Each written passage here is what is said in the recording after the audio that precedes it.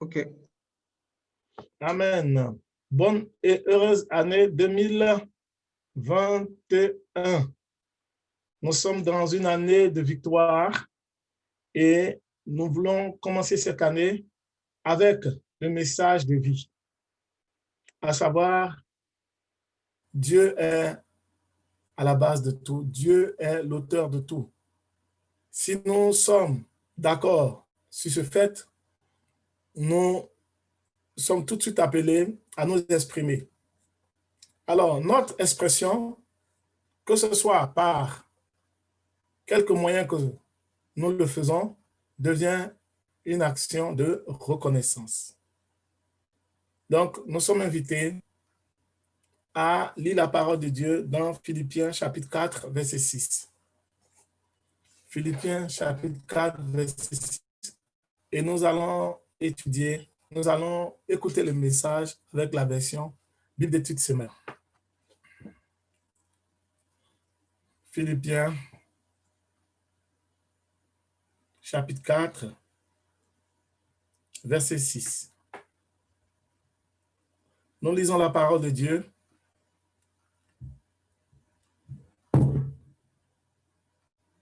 Ne vous mettez en souci pour rien,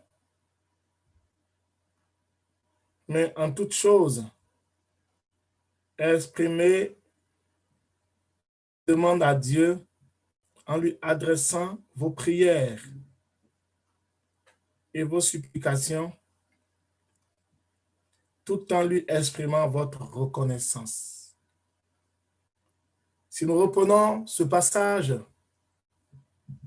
dans la version Louis II, nous allons voir que l'accent, la précision est visible, palpable à l'œil. Je lis, ne vous inquiétez de rien, mais en toute chose, faites connaître vos besoins à Dieu par des prières et des supplications avec des actions de grâce. Nous reviendrons tout à l'heure à la version Bible d'études Semeur. Il est important que nous nous attachions à la parole.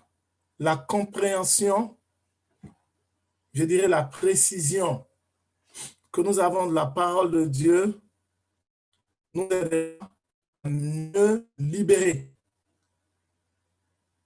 ce que nous avons eu comme nourriture. Donc, à donner la foi, à libérer la foi, à agir sur la base de la foi. La Bible dit bien, mon peuple périt parce qu'il lui manque la connaissance. Ce n'est pas une lecture simplement, mais une compréhension. Le fait d'intégrer dans notre âme, notre côté intellectuel, le côté noétique peut recevoir la parole, peut recevoir le verbe, mais que le verbe ne reste pas simplement écriture, lettre morte, mais que le verbe, que la parole devienne vivante, qu'elle soit active, que nous l'ayons intégrée, que nous l'ayons compris, que nous l'ayons ruminé. En un mot, que nous ayons actualisé les versets de la Bible en nous. Donc, il y a un besoin de contextualisation, ce qui n'est pas notre cas ce matin, mais surtout de simplement comprendre dans le langage ordinaire ce qui nous est dit. Et donc, nous utilisons le français ce matin. Nous sommes tenus de dire simplement ce qui est dit ici dans Philippiens 4, verset 6. L'inquiétude, vous savez ce que c'est? De ne pas te porter, dans d'autres versions, de ne pas te faire de soucis. Mais en toute chose, il y a bien une conjonction de coordination, mais vous allez voir que l'usage de deux conjonctions a été fait. Mais cette conjonction s'oppose. Le mais exprime l'opposition ici qui est faite par rapport aux inquiétudes, aux soucis, aux difficultés, aux besoins. Nos soucis, c'est l'année passée, c'est fini. Nous mettons cette année passée de côté.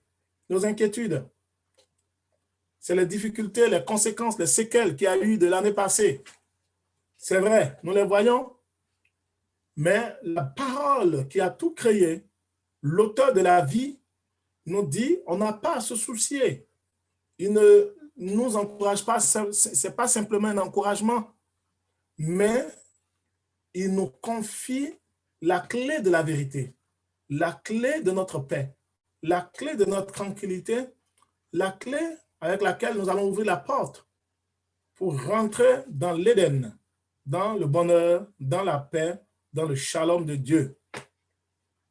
Et donc cette clé-là, de ne pas nous soucier du passé, parce que le passé va servir à la gloire de Dieu. Dieu va nous donner de rendre témoignage parce qu'il a été dans le passé. Et la raison est laquelle? Parce que nous devons, en toutes choses, il est dit bien, en toutes choses, quel que soit le besoin. Jésus nous a recommandé la prière. Il dit, veillez et priez. Et en témoignant dans la parabole de la prière, de l'exemple que nous devons suivre, il a parlé de persévérance. Et qu'il faut continuer de taper, de redire, de redire, de redire. Le fait de dire la même pensée avec bien sûr une conviction. La conviction du fond du cœur, ce n'est pas une faiblesse. Ce n'est pas de la redondance. Ce n'est pas se répéter. C'est plutôt un acte de foi. C'est une conviction que nous exprimons. Il est important que nous soyons des hommes et des femmes de conviction, que nous imposons l'idée que nous avons au fond de nous, dans le calme, dans la quiétude, mais avec une certitude inébranlable. C'est cela la conviction. Que je dis ceci et je tiens à cela, je reste ferme, opiniâtre, inébranlable, et je le redis encore, et c'est ce qui va s'accomplir. Et donc, il faut continuer en toutes choses de dire des prières, de parler. La prière est peut-être au fond de notre cœur, mais quand nous confessons, c'est-à-dire nous disons avec le CON, donc le confesser, donc nous le disons avec, en latin, le CON veut dire latin, nous le disons avec assurance, avec certitude, avec conviction. Donc, c'est comme si nous prenons à témoin tout ce qui nous entoure. La logique, c'est que ceux qui sont témoins autour de nous, qui voient, puissent entendre audible, de façon audible, et puissent voir. La foi vient de ce qu'on entend vient de la parole de Dieu. Et le fait d'entendre, ce n'est pas forcément une lecture personnelle, mais c'est à voix audible. Nous devons témoigner de notre foi. Il faut le dire à haute voix. Il faut confesser Jésus-Christ à haute voix. Il faut confesser notre conviction à haute voix. Et donc, ces prières et des supplications, des intercessions, des supplications, la prière sans cesse, avec des actions de grâce, la version 8 secondes. Faites en tout temps, en toutes choses, des prières et des supplications. Nous voyons encore le « et ». Nous avons la liste dans les conjonctions de coordination, mais donc oui, on écart, le « et » fait partie. Et donc le « et », qui n'est pas un « et » exclusif, mais qui est un « et » qui rassemble. Donc la prière, ici, et la supplication. La prière prolongée par la supplication. Vous comprenez le principe, en fait. Le fait de continuer, d'intercéder, de supplier, de demander à Dieu, d'insister, de faire la demande et de redemander, comme je l'ai dit, de foi. Donc, la prière et plus la supplication. Pouvons faire un peu d'exégèse ici par les mots qui sont utilisés. Nous n'allons pas utiliser les thèmes grecs ici, mais simplement la structure grammaticale. Faites en toutes sortes, en toutes choses, des prières et plus des supplications. Donc, ça fait des prières plus le « et » qui remplace le « plus ». Des supplications, c'est le prolongement des prières. Avec des actions de grâce, c'est-à-dire que nous devons faire ces prières. La préposition « avec » est une préposition qui, ici, exprime l'idée de complémentarité, de continuité, l'idée de la suite du chemin. On ne peut pas faire des prières sans action de grâce. Ça n'existe pas. Et dans ma version Bible d'études sommaires, il est dit, ne vous inquiétez, ne vous mettez pas en souci pour rien, mais en toutes choses. Exposez vos demandes à Dieu en lui adressant vos prières et vos supplications. Voyez, en lui adressant vos prières et vos supplications, tout en lui exprimant votre reconnaissance. Alors, la version Bible d'études sommaires vers la fin, elle est vraiment claire. Hein? Il dit, il faut donc adresser, exposer à Dieu vos prières et vos supplications. Donc, la prière dans la continuité fait de la supplication, tout en lui exprimant votre reconnaissance. On ne peut pas faire des demandes, des prières, des supplications en extirpant, en mettant de côté la reconnaissance. Là, en un mot, nos prières sont dans le canevas de la reconnaissance. Nous commençons par la reconnaissance. Jésus a toujours rendu grâce. Père, je te rends grâce. Ce que nous exprimons, nous enseignons sur la base de Philippiens chapitre 4, verset 6 ici, rentre en ligne de compte de la considération théologique et biblique de ce que c'est que la prière. Jésus va confirmer, va nous montrer l'importance de la prière ici, de ce que Dieu attend de nous dans la prière et de comment nous devons procéder. La prière se situe ici dans le cadre de la reconnaissance. Si nous prions que la reconnaissance n'y est pas, nous n'avons pas Dieu pour, au fond du cœur, nous ne savons pas à qui nous nous adressons. En un mot, c'est dans le cadre de la grâce. La reconnaissance exprime l'idée de grâce. Et c'est dans la grâce que Jésus-Christ nous a sauvés, nous a tendu la main, la perche du salut éternel. L'œuvre salvatrice de Christ à la croix a été accomplie dans la grâce de Dieu. Tout est grâce, nous dit la parole de Dieu. Nous n'aurons pas le temps de décortiquer tous les versets, mais pour que nous comprenions que nous ne pouvons pas prier, avoir reçu des exaucements, ou même, ne serait-ce que lever la voix vers le Seigneur, sans pouvoir, en fin de compte, exprimer la reconnaissance. Sans dire merci à Dieu, la reconnaissance, c'est le merci. L'adoration, la louange et l'adoration sont tout autres domaines de la prière que nous pouvons explorer dans nos études ou dans nos méditations. Mais la reconnaissance ici, l'action de grâce, c'est bien, il est bien dit, action de grâce dans la version 8 secondes. L'action de grâce, c'est-à-dire l'action qui découle de la grâce que nous avons reçue. C'est la résultante, c'est la reconnaissance de la grâce que nous avons reçue. Il ne peut pas avoir de prière en dehors de cette grâce reçue. C'est dans la grâce du Seigneur que nous avons reçu cela. Je m'explique. Je définis donc ce que c'est que la prière d'action de grâce. En un mot, pour que nous gardions la définition, c'est l'attitude du cœur. L'attitude d'un cœur reconnaissant pour ce qu'il a déjà reçu. Je reprends. L'attitude d'un cœur reconnaissant pour ce qu'il a déjà reçu et confiant dans l'amour du Père pour ce qu'il va encore recevoir. Je reprends. C'est l'attitude d'un cœur. Ce cœur est reconnaissant pour ce qu'il a déjà reçu. C'est l'action de grâce. Et ce même cœur est confiant dans l'amour du Père, dans l'amour de Dieu, pour ce qu'il va encore recevoir.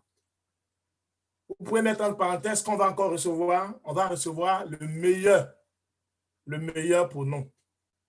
C'est-à-dire la personne va recevoir le meilleur pour elle-même. Voici ce que c'est que la prière d'action de grâce et de reconnaissance. C'est un état d'esprit de gratitude, de reconnaissance, de redevabilité vis-à-vis de Dieu. On ne peut pas développer les différents aspects de la redevabilité, mais nous allons nous en tenir qu'à cette définition. C'est une prière de remerciement anticipé. Une prière de remerciement anticipé qui vient de façon spontanée. Cette prière vient de façon spontanée du bout des lèvres. C'est-à-dire le cœur débordant de ce que nous avons vécu et nous parlons. Nous parlons. Quand quelqu'un reçoit un bienfait, oh, merci. Oh, merci. Oh, je suis reconnaissant. Oh, qu'est-ce que... Et puis on commence à dire ce qui nous a marqué, ce qui nous a touché. La reconnaissance peut s'exprimer de façon, doit s'exprimer de façon naturelle vis-à-vis des bienfaits des hommes. Un cœur qui n'arrive pas à dire merci est un cœur qui doit être accompagné quand le merci n'est pas fait naturellement. C'est la raison pour laquelle il faut savoir dire merci au Seigneur. Il faut savoir dire merci pour tout ce qu'on fait pour nous. Il faut savoir exprimer sa reconnaissance en fin d'année, à une période donnée. Quand on passe à un autre cycle, il faut savoir dire merci. Même s'il y a des choses à revoir, à redire, il faut être reconnaissant. Le système anglophone souligne toujours le côté positif et puis ils essaient de nuancer ce qui n'est pas bon tout en relevant l'élément difficile. Et donc, nous devons apprendre à dire merci quand nous recevons quelque chose. La reconnaissance vis-à-vis d'un bienfait, vis-à-vis d'un frère, d'une sœur, ce n'est pas un dû, ce n'est pas un droit, ce n'est pas normal. Il faut que nous exprimons notre gratitude vis-à-vis des choses qui ont été faites en notre faveur. Nous disons merci au Seigneur. C'est de notre cœur qui découle. Et on peut le dire en levant les mains vers le Seigneur. On peut le dire du bout des lèvres. Ce qui est au fond de notre cœur, le remerciement, sort du bout de notre lèvre de façon anticipée, de façon naturelle. Et lorsque nous venons vers Dieu, avant même de commencer à demander quoi que ce soit, nous disons, Seigneur, je te suis reconnaissant. Merci pour tout ce que tu as fait de bon pour moi.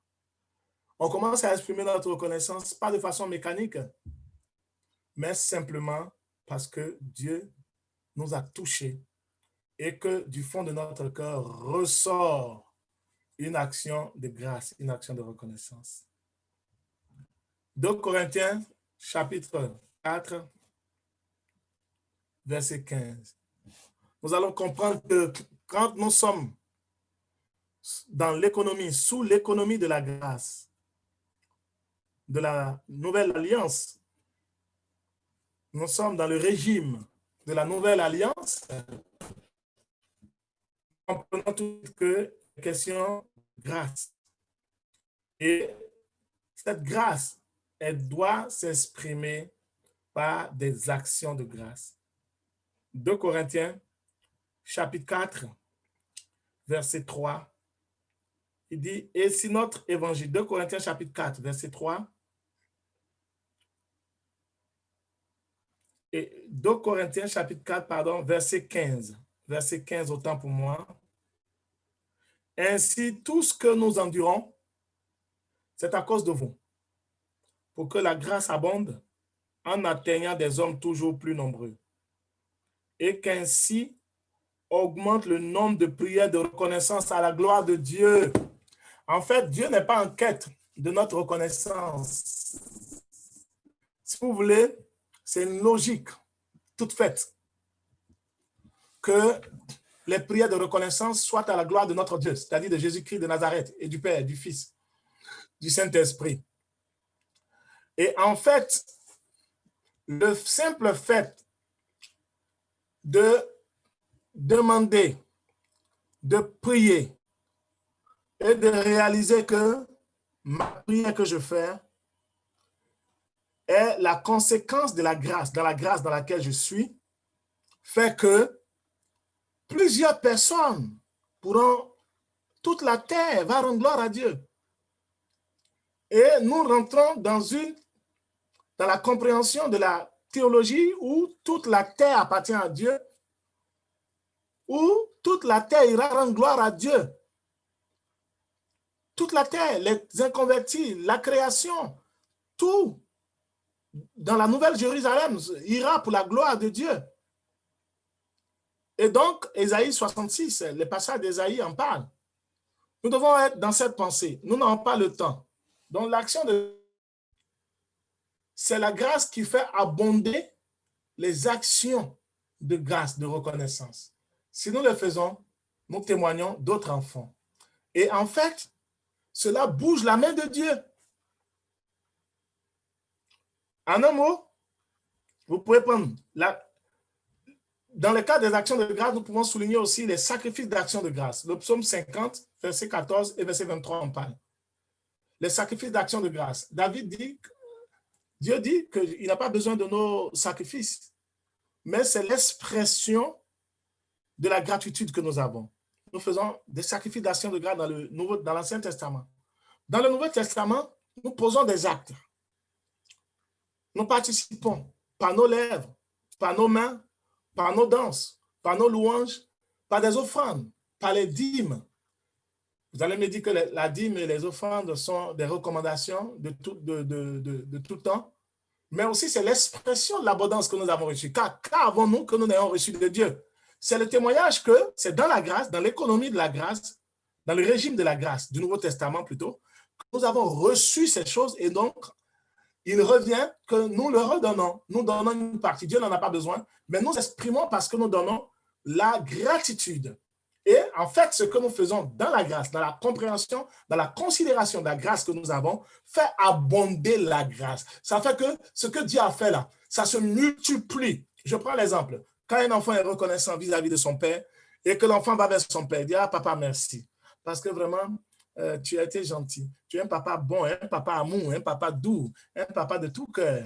Mon papa d'amour, mon papa adoré. Et le papa, il donne de l'argent à cet enfant, il donne l'argent aux autres enfants. Et vous verrez que le seul enfant qui revient à chaque fois exprimer la reconnaissance va toucher le cœur du père. Le père, il ne va même pas se retenir, même s'il est en difficulté. Il va tout de suite chercher à sortir de l'argent. Oh, pourvoir mes besoins, Seigneur, pour que je puisse pouvoir aux besoins de mon enfant, pour qu'il puisse être heureux encore. En un mot, on veut retrouver la joie. Et donc, l'abondance débloque les miracles. L'abondance ouvre les portes. Et l'action de grâce ouvre les portes avant même que nous commençons à demander quelque chose. C'est-à-dire que nous disons merci. C'est un acte de foi pour dire que Dieu nous a déjà exaucés. Dieu nous a déjà donné. Dieu nous a déjà écoutés. Dieu nous a déjà bénis. Nous sommes bénis. Cela rejoint la théologie de la bénédiction en Jésus-Christ. Nous avons été bénis, selon Éphésiens, dans les lieux célestes de toutes sortes de bénédictions. Il va de soi que cela découle sur nous. Donc, les actions de grâce sont parfois suffisantes, je le dis ouvertement, pour déclencher la prière de foi. Quelquefois, il faut arrêter de prier et de remercier. Il faut commencer à remercier le Seigneur et par la foi, nous allons recevoir ce qui a été promis. Je vous invite à réaliser que la clé d'entrée dans toutes sortes de prières, de miracles, c'est la prière d'action, de grâce et de reconnaissance. La clé d'entrée dans toutes sortes de prières, que ce soit la repentance, que ce soit les prières de supplication, l'intercession, toutes sortes de prières. On n'aura pas les prières prophétiques, les prières tout ce que vous pouvez faire comme prière, on n'a pas le temps de parcourir toutes les formes de prière. Mais la prière d'action de grâce suffit en elle-même pour déclencher la prière de foi. Commencez par la louange. Quand le peuple d'Israël devait aller en guerre, il leur a demandé de mettre Juda devant pendant que la guerre devait avoir lieu. Il faut commencer par la louange. Mettez Juda devant.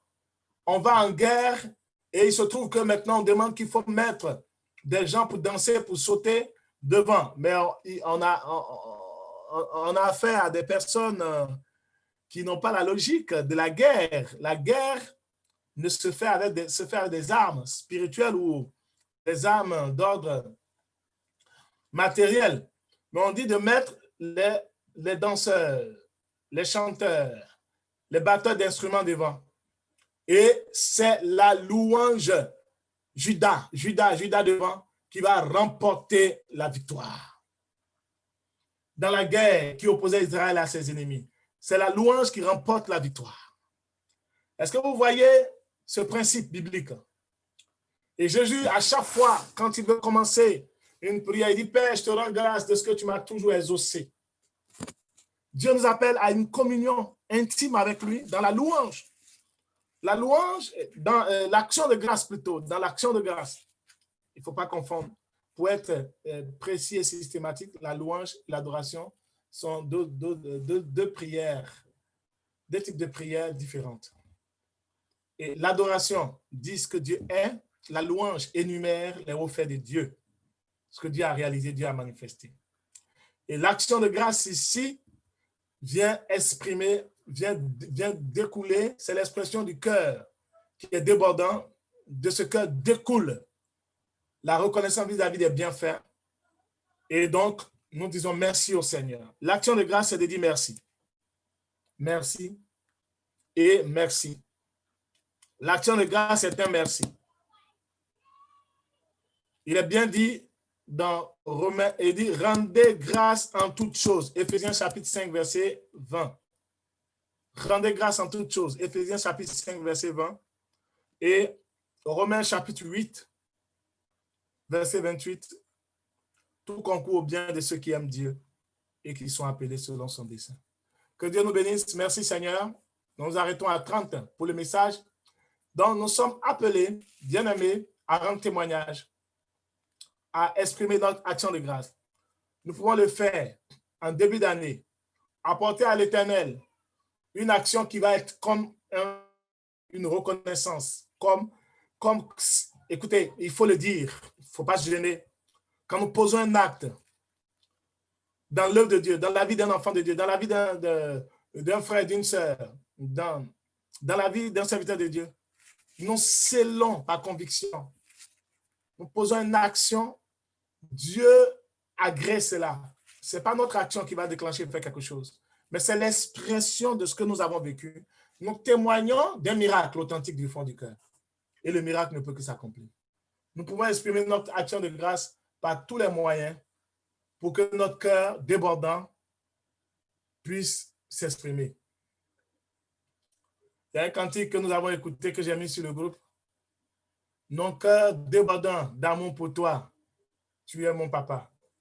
Donc, nous rendons gloire à Dieu pour ce message, que ce message nous fasse du bien. En cette année 2021, ne rentrons pas dans l'année sans action de grâce, sans action de reconnaissance, sans dire merci à Dieu, sans poser des actes pour dire merci si nous en avons les moyens. Dieu sait de quoi nous sommes capables. Exprimons notre reconnaissance de façon fidèle et sincère et vraie. Que Dieu vous bénisse. Seigneur, merci. Merci pour l'enregistrement, cher Brian.